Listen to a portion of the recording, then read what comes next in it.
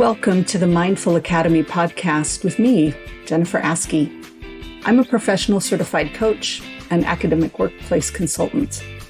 On this podcast, I talk about doing well personally so that you can perform well professionally.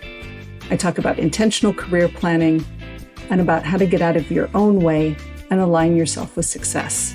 Thank you for joining me. Hi, everybody, and welcome to the Mindful Academy. I'm your coach, Jennifer Askey. And in today's episode, I want to talk about a phenomenon that I'm seeing a lot of in my one-on-one coaching practice, and that probably sort of feeds some of the group and team engagements that I do on campuses as well. So we're going to talk a little bit about the feminization of the academy. I'm not quite sure if that's a super accurate term or not, how you feel about me using it, how I feel about me using it, but there's some interesting demographic trends that we can point to starting at the undergraduate level with the numbers of women who are enrolling in post-secondary, tertiary, higher education, and what that means for what we think of as the teaching and leadership pipeline in higher ed. And so I'm going to talk about what that looks like from the perspective of a woman professor who is being invited to or voluntold into some sort of leadership role. And what I notice the effects of that being, and how this is a phenomenon, and it's not just happening to you if you find yourself in this role. Okay, so a growing number, like larger than 50% of the undergrads at most four-year institutions are female. We are seeing at the new hire level closer to parity. And some fields are, of course, primarily dominated by women, other fields are primarily dominated by men, but we're getting much closer to parity there. Some institutions, you even see new women faculty outnumbering new male faculty. We don't, however, tend to see this as much at the upper leadership levels. The Chronicle of Higher Education has a whole series of articles on women in academic leadership and how few members of boards, how few presidents, how few provosts are women. But at that, what we think of as like the middle management layer of higher ed, women are really exploding in representation. So what I see and what I think is a trend across institutions is an increase in the number of, and I'm reading my notes here, an increase in the number of women associate professors who are taking on higher numbers of leadership or like heavy service loads. So maybe this is, it's your turn to be department chair. You have tenure, maybe you got a post-tenure sabbatical and now you're department chair. Maybe you're leading a program. Maybe the university has a new initiative around community service learning or work placement or problem integrated learning or something, and you're tapped to lead that. I'm going to use chair as a catch-all for this. But I'll invite you to translate it into your reality if you find yourself in this role. So anecdotally, for some of the one-off jobs like director of service learning, or you take on a 2 or 3 year provost fellowship thing to do a project, but concretely in the instance of chairs, these are roles with an incredible amount of responsibility and not a lot of authority. Right? Pretty fixed budget, pretty squeezed between the demands of students and faculty on the one end, the demands of administration on the other end. So your first leadership position at the university, if it is chair or associate chair, is probably one of the worst leadership jobs to have in the academy, because you have a lot of responsibility. The buck stops with you. No, it doesn't stop with you. You are the first person to hear about the crisis, the problem, the complaint, the issue. But you have very little autonomy and very few resources to solve that. So it really is crisis management for a lot of people on a day-to-day basis. And it takes a ton of time. And what I see and what my colleagues are talking to me about, what they see around them in their institutions, is women stalling out at associate professor, right? they take on the role of chair or something like it. They devote themselves to doing that administrative work as well as they possibly can.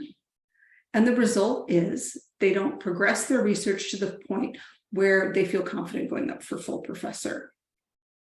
And the research expectations aren't dialed down at all in response to an increased service load, right? The research expectations are what they are, regardless of whatever else you do in your career. So I want to talk a little bit about why this happens and how this happens.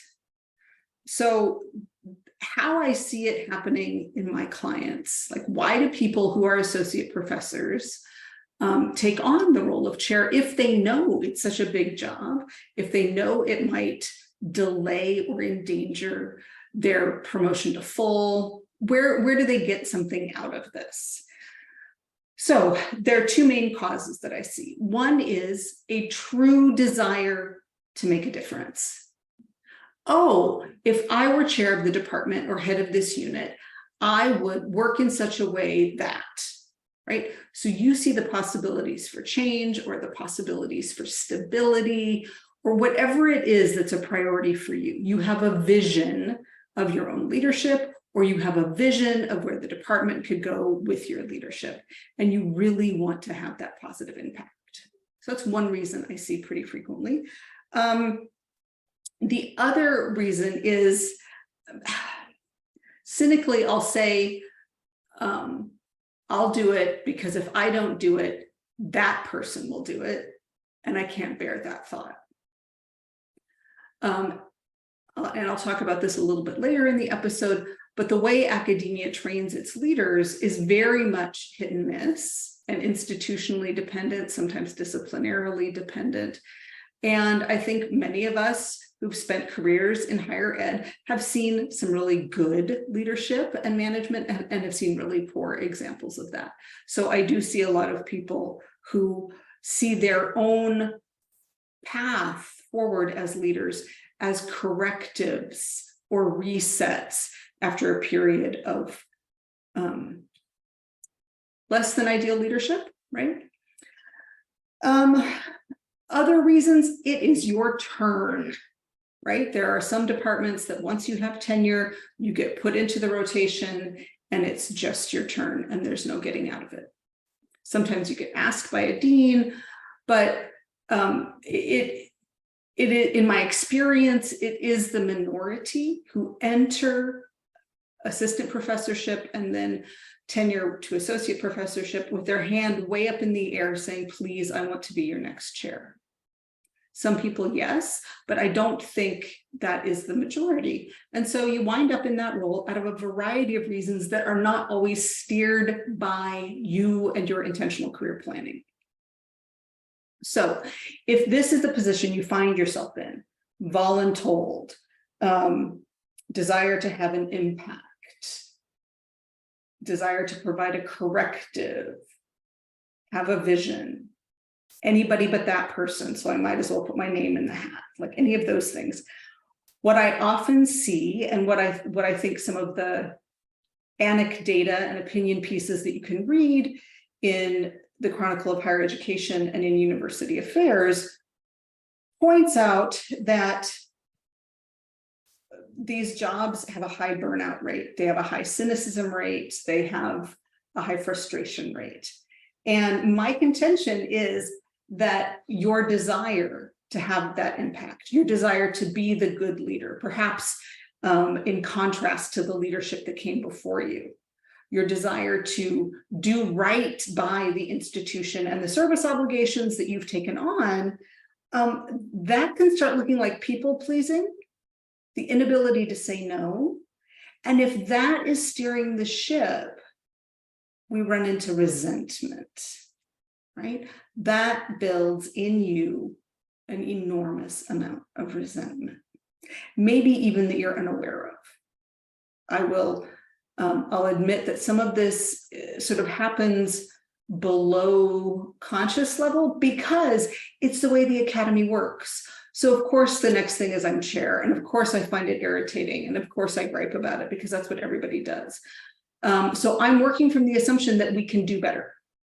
right? That we can, as individuals and as institutions, prepare for and execute leadership in such a way that it isn't this onus that we periodically take on, do as poorly as we can manage without getting fired, and then hand off to somebody else, right?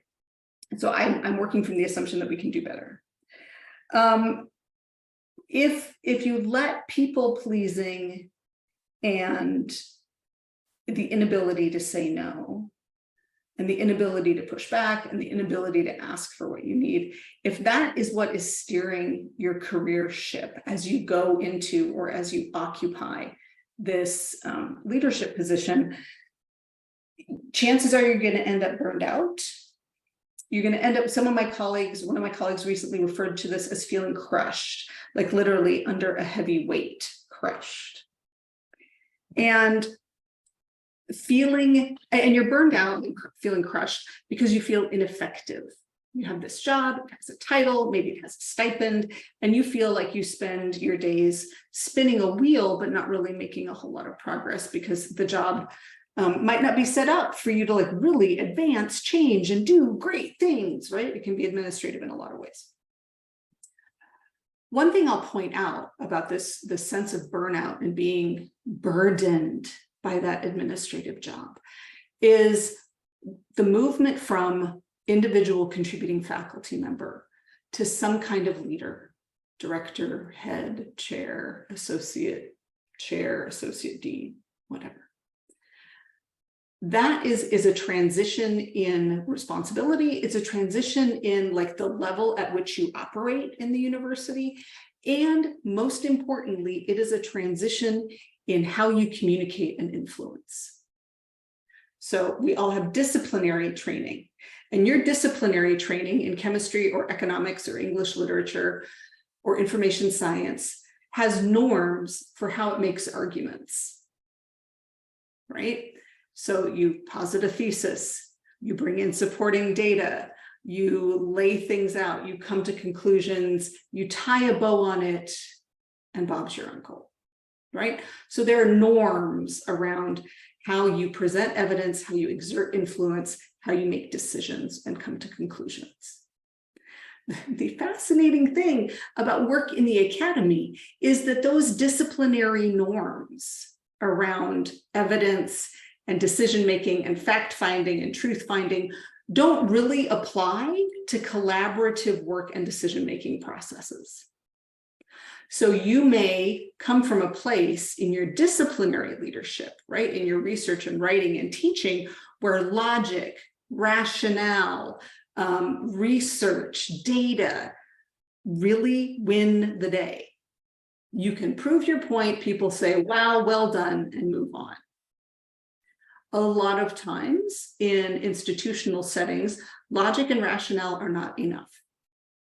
Maybe because you say, here's the deal, here's the workload, here's the number of students, here's the number of sections, here's the number of faculty I have. There is an enormous gap, I need more faculty, right? That's logic, we got it. And the dean says, nifty, we got no money, so you can't have it. Right? So logic and rationale don't necessarily win the day.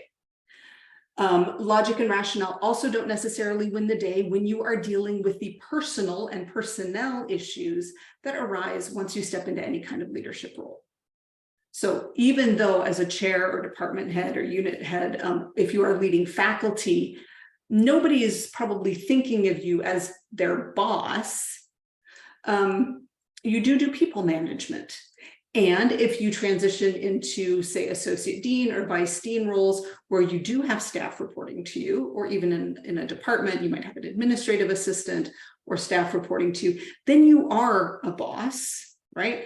And again, as with the transition from disciplinary training to like argument making in the academy, the transition from disciplinary training to convincing people, to working collaboratively with people to do action that affects change or implements something or realizes something, that's a difficult transition.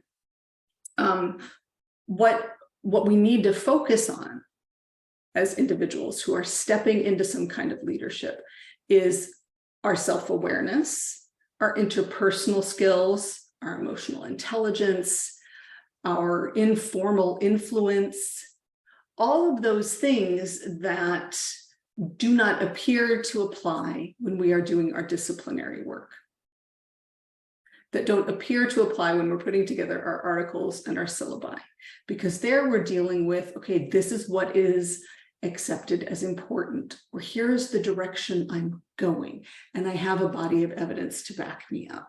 Once you leave your journal and your classroom behind for dealing with the human population of the institution, it's a whole different set of skills that you need to cultivate that maybe you have not had to cultivate very strongly for a long time. You do some of it in the classroom, hopefully you do some of it in PhD supervision if that's part of your job, but this takes it to an entirely new level. Okay, so you're in a new position with a lot of responsibility, limited authority and resources that also demands a different set of skills from you, a different way to argument, a different way to influence, a different way to implement, and requires a different awareness of yourself as an actor in that field. So as a coach, when I see this, what do we talk about in my sessions with my clients? This is the Mindful Academy after all, and so I'm interested in a mindful way forward. I am not overjoyed when I hear clients say, well, this is just the way it is.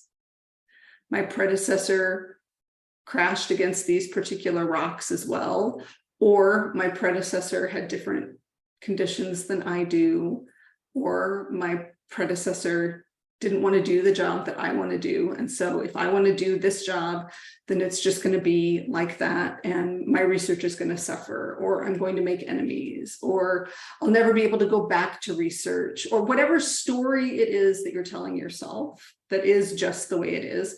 I want you, just like I want my clients, to examine that and fact check it a bit, and to choose a mindful way forward for yourself if you find yourself in this somewhat reluctant leader role. So the mindful way forward has a couple steps. Step number one, you need to get in touch with your values. I believe it was Brené Brown who has said, among many other wise things, who you are is how you lead. And maybe the cynical version of that, right? The shadow side of that statement is, if you're going to be frustrated or if people are going to dislike you, make sure it's for the right reasons, right? So however you want to look at values, generously or cynically, they're really important to having it's important to have a handle on them as you're doing leadership work. So for example, when we talk about values, and you're leading a department as a chair, so let's say you value collegiality. Hopefully everybody does, but we know that's not always the case.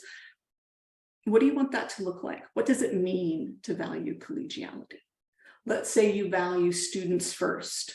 Well, what does that mean on the ground for your department? Let's say you value family time. So what does respecting that across your department look like for students and faculty and staff?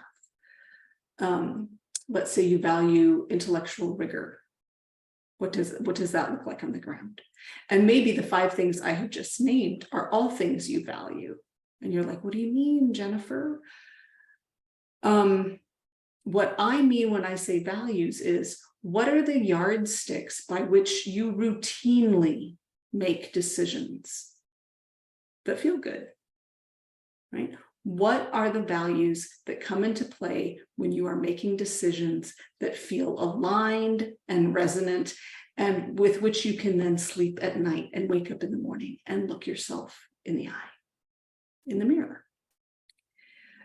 And oftentimes we inherit from our predecessors, or we witness in other pockets of the university or in other pockets of our discipline, models that appear to be normal, but that don't sit well with us.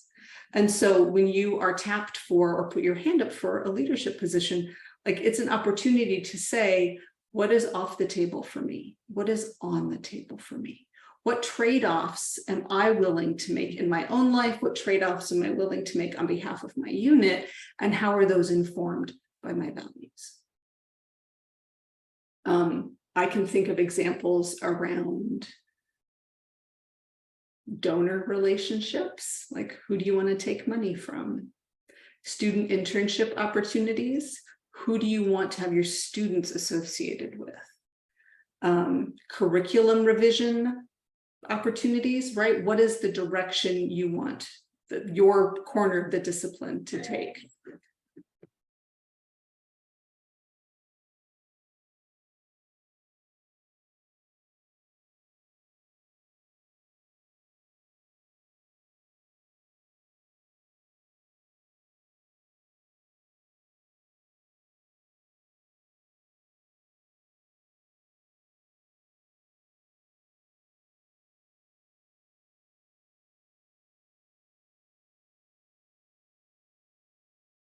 So what are your values around how you're going to educate students? What are your values around how faculty are going to interact with each other?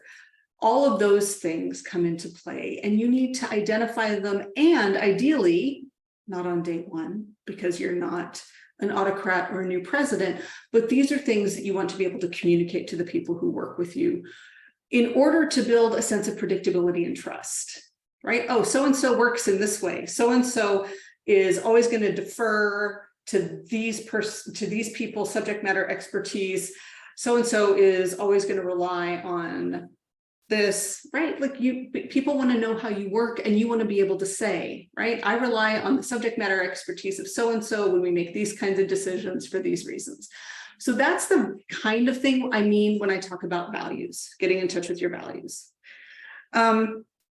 So there's your values, and then there's your unit's values. So you have a sense of if you're taking this role, what's in it for you? What are you going to use as your yardstick to make decisions? I think that taking on a leadership opportunity is an excellent time to have discussions with a larger unit about what are we all about right now, right? What has been going well? What could be even better if? What are the opportunities in the next 2 or 3 years? How many of those can we take on? And is the work that we're doing, right? Whether it's creating new programs, whether it's curricular rejiggering, whether it's upping student enrollment, whether it's creating new opportunities for student research, or whatever it is, are the things that we're doing on a daily and weekly and monthly basis, are they aligned with what we have said is the larger mission of our department, right? And even where departments have, dozens of people who do vastly different things, you're coming together for a reason. Is it to provide high quality undergraduate education? Great. So that they can go into grad school, so that they can go into industry, so that they can do a third thing, right? What helps guide you?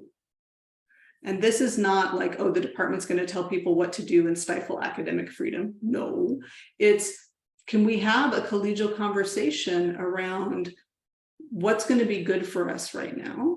How might we align some of our priorities so that we're rowing in the same direction as often as we can, and so that we're not scattering the limited hours of service that we have to give?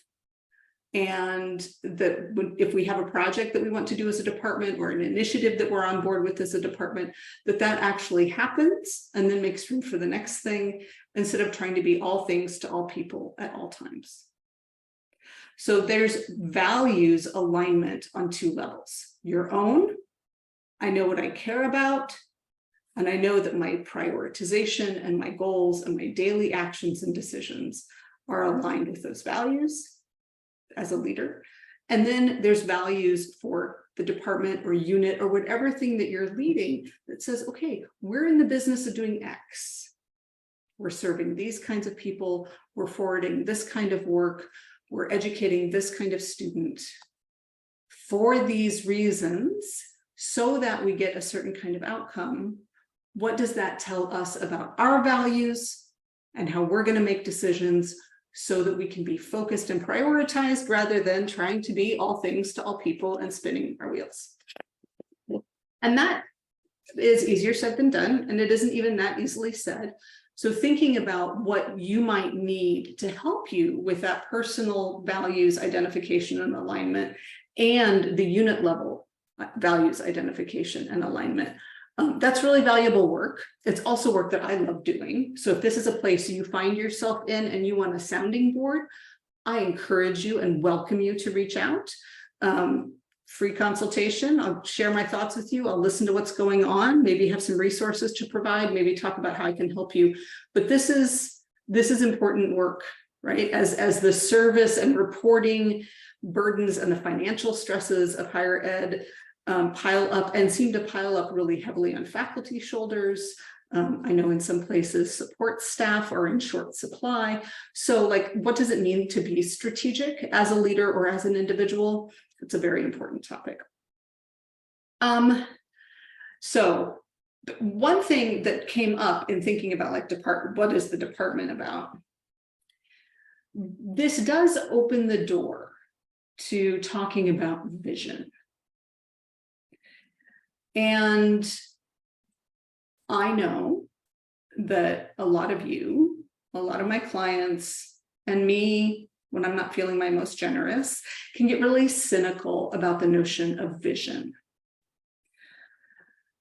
But I think it's valuable. I think thinking about vision in terms of what will help us prioritize and focus is really good. On the flip side, thinking about vision can also lead to sort of grandiose or unworkable planning that I'm not particularly fond of.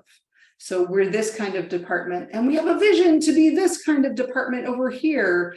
And that is a really, really big gap. Like that kind of a vision may not inspire a tremendous amount of trust and confidence in people.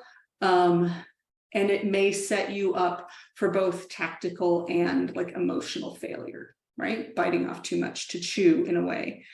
But thinking about who do we have here on the ground, right? Who are our assets in terms of faculty, in terms of staff, in terms of average student, right?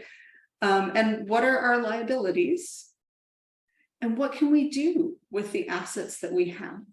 What would a actionable, reasonable, perhaps stretch goal for the next 3 to 5 years look like?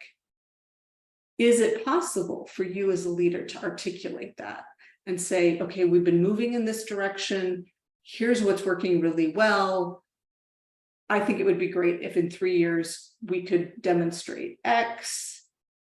Let's talk about how to get there. Like if that's something that your group of people can get on board with and that you can get on board with, the opportunity to articulate a vision, again, so that you have, and your team, your group, your department has a home base to return to say, is this in alignment with what we've decided is important, right? Because potentially everything is important and you're not going to work effectively like that.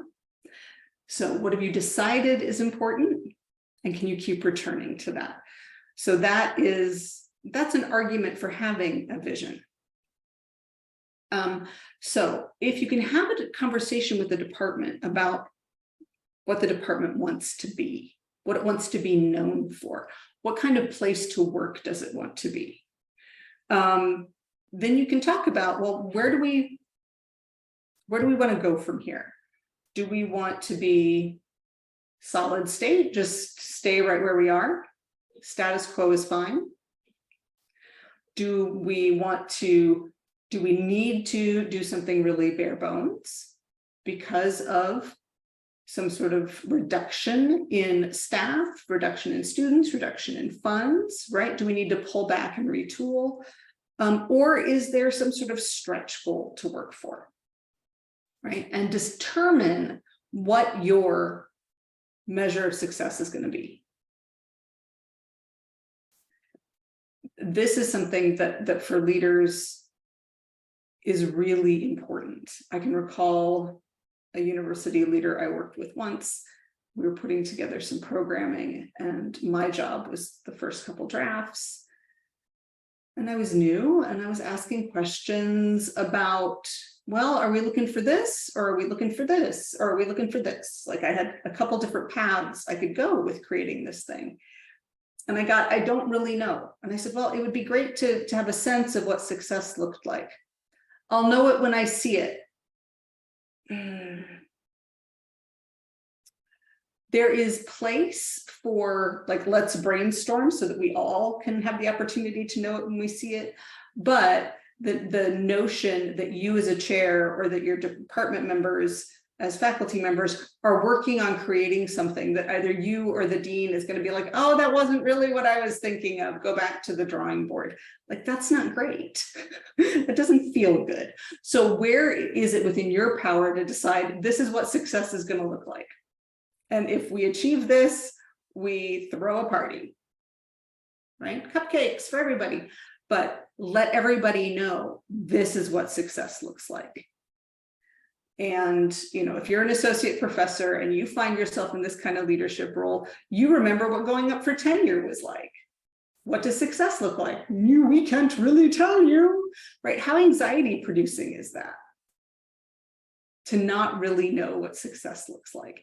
So in a position where you are leading people, where you are leading initiatives, how can you communicate this is what success looks like? It's going to be a retreat year. It's going to be a stretch year. It's going to be a stasis year, right? Let people know, get them on so they can get on board. So now I want to talk a little bit about the university's role in this. And this is all over the map.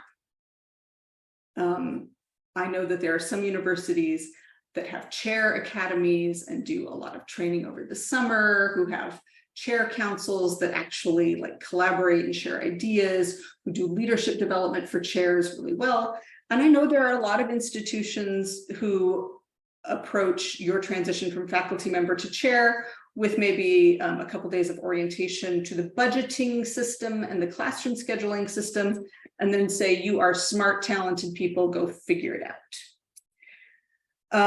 And so if your orientation to leadership has looked like spreadsheets, budgets, scheduling, crisis management, reporting, and faculty review, you have been onboarded into sort of the management side of administration.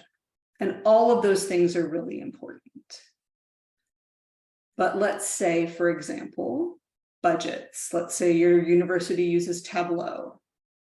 I understand it's a spreadsheety sort of thing. I've looked at it a few times, kind of makes me sweat because I'm not a spreadsheety kind of gal. So let's say I'm chair and being on Tableau and doing budget things is part of my job. And spreadsheets make me sweat. That is not what chair training helps with. How you become the person who can either master or delegate or figure out or partner with in order to get out of your own way when it comes to opening Tableau and looking at numbers and boxes that make you all itchy, for example, right? So the management side of becoming a leader needs to have the flip side to it. The other side of that coin is mentorship, encouragement, emotional and social intelligence. That's where influence comes in, right? Self-management, all of those things, right?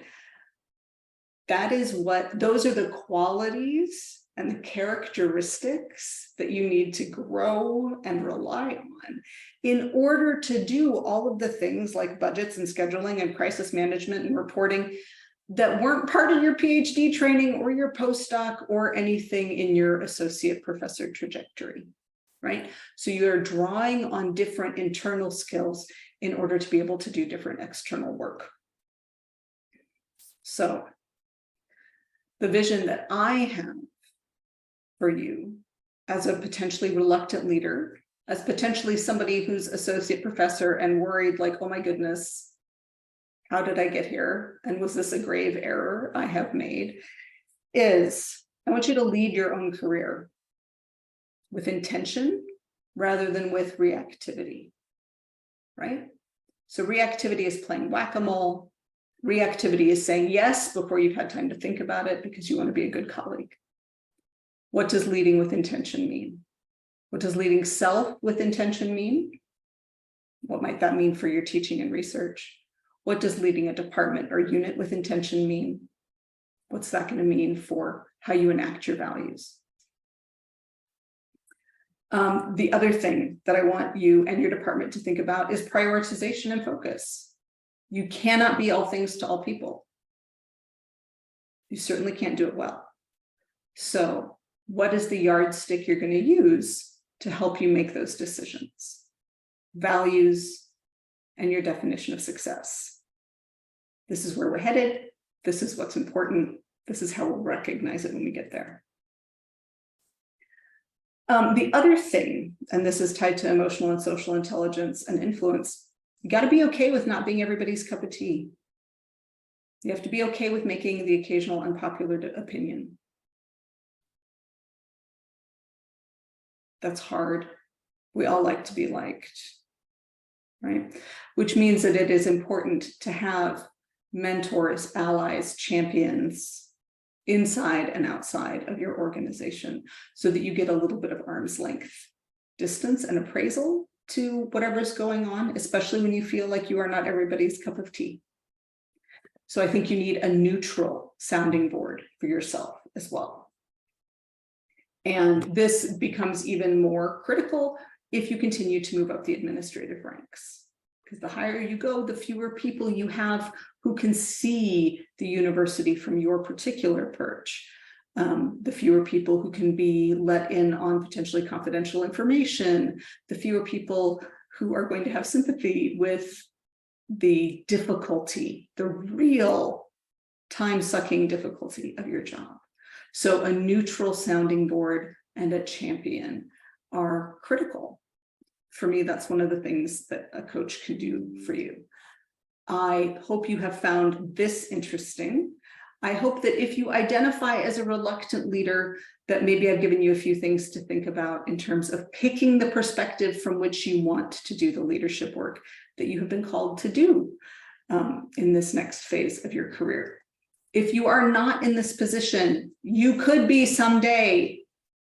So file this away for future reference and have a lovely rest of your day as you move into your next activity. I look forward to being in your ears in another couple of weeks. Thank you.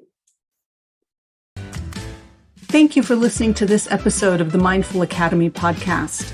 For questions about this episode, suggestions for future episodes, or to request a consultation with me, email me at jennifer@jenniferaskey.com. This episode was recorded in Edmonton, Alberta on Treaty 6 lands. The songs included in the intro and outro for this podcast are Heartache by Silent Partner and Piano Store by Jimmy Fontanez of Media Right Productions, both sourced through the audio library. Thank you so much for listening.